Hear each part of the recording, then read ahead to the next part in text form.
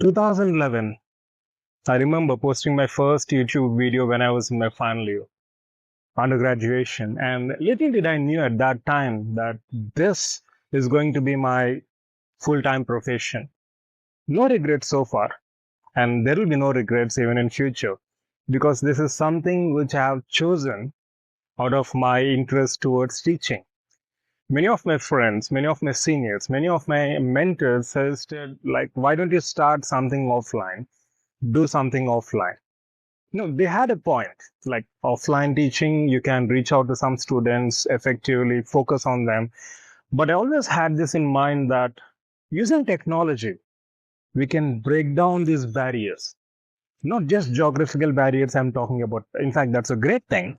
Breaking geographical barriers and reaching different places, distant places, different countries. But most importantly, what I've realized is using technology, you can reach out to any student irrespective of the situation they are in, whether they are rich, they are poor, they can afford, they cannot afford, no, they are in this country, that country, it doesn't matter, right? That's the beauty of technology. It doesn't show that bias, which unfortunately humans does.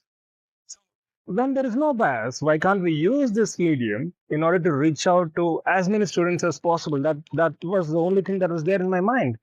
And one of the triggers for this kind of thinking is the lectures of Michael Sandels. I keep highlighting this whenever a possibility arises with my students also. Like Michael Sandels, he teaches justice, a course called Justice in Harvard University. In one of the lecture galleries there, Sanders Gallery, I guess it's one of the largest in Harvard. And there, while he teaches, the way in which his teaching was, it really inspired me. And in one of his TED Talks, after watching his lectures on YouTube, I was inspired and I kind of followed him for quite some time. Even till today, I do follow him.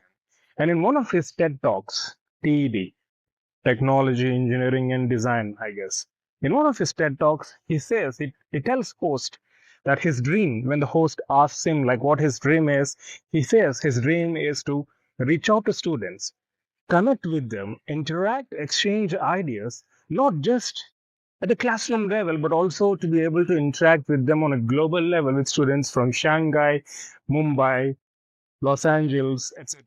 And that is something which I heard during my undergraduation way back in 2011 or 12. That is something which really inspired me, kind of triggered me. And then I told myself, like, why can't we do something in the industry? Or for that matter, why can't we do something like that? In similar lines, in areas of my interest, it can be psychology, it can be general motivation, along with dentistry. So that is why I took up this kind of teaching as a full-time profession. However, one of the drawbacks which I've noticed personally as a mentor or as a teacher is there is no actual communication happening. I'm just talking to the camera, even though you're able to listen to my lectures, you're not here, right? So that's the reason why I even started something called a Freedom Tour, where one of the key objectives is to reach out to students offline, interact with them, and then kind of try to exchange ideas on various aspects of life, including the industry, etc. And what I've realized is online has its own advantages, but it is no replacement for offline. That's the reason why I started kind of, balancing. At least I'm trying to balance offline with online interactions. And this is something which is really my passion. And the reason why I'm doing this video, the reason why I'm sharing what I'm sharing is when you realize that a particular activity is your area of interest or is your passion, it's not easy to follow it because unfortunately, we have so many influences on us, mostly negative influences, even from our own family. I mean, not that they're bad, but out of concern, out of love, they keep discouraging us and they want us to take up conventional paths, right? It is their way of love. But the thing is, if we are conscious, if we can employ our common sense, we should understand that if you take a conventional path, it's well and good.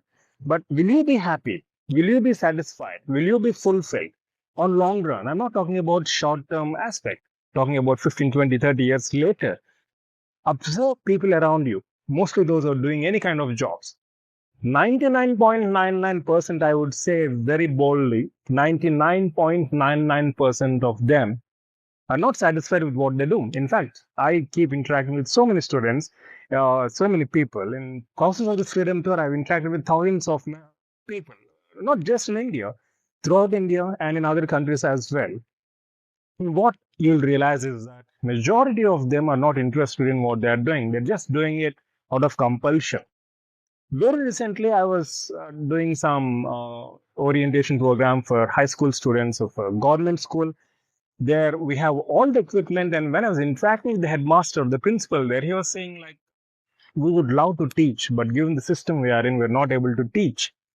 There is more of paperwork, there is more of rules and regulations. So in a way, majority of us are in a kind of trap, doing things which we don't love. If that's the case, do you think our life is getting wasted? Because the time we have in our lifetime is limited.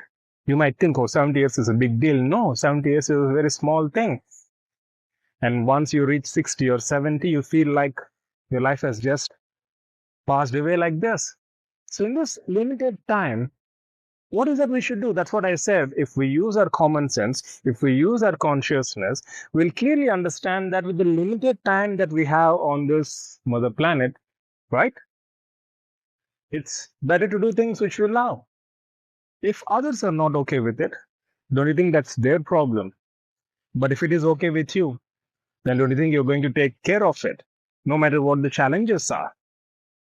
The only complaint which I keep hearing from students mostly is, sir, if we do what we love, how will we get money?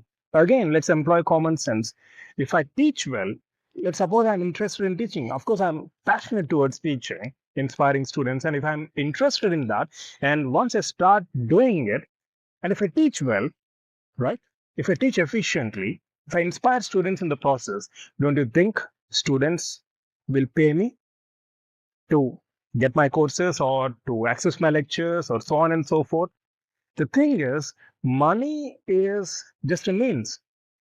And it's a consequence of what we do. In the sense, if you do well, you'll get some money. If you do even better, you'll get more money. So money and fame are consequences of what we do. It can be anything on this planet. It can be anything. So money and fame are the consequences. And most importantly, we should understand that the concept of money is based on imagined reality. We'll not go into the details, but money is something which we have created for our convenience of transactions in the society. And money is just a means. It's just a means. But unfortunately, for vast majority of us, money has become an end. But common sense and consciousness will tell us that money is just a means. So it's a means towards what? Let's decide that in our life.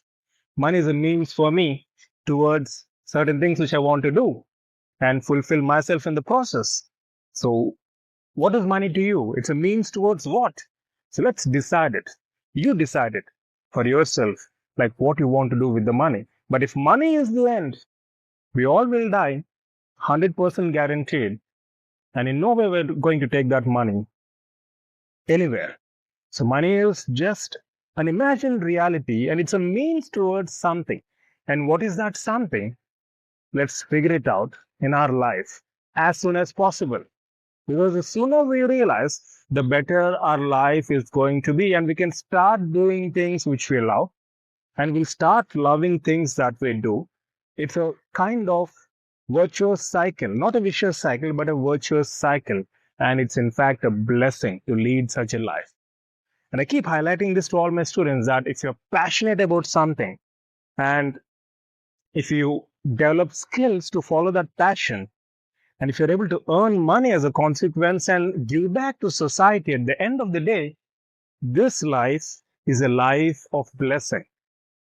So I'm sure you'll choose things or you'll choose your life based on your interests and inclinations rather than falling prey to the conditioning that we as a society receive during our lifetime. So all the very best. Love you all. Keep in touch.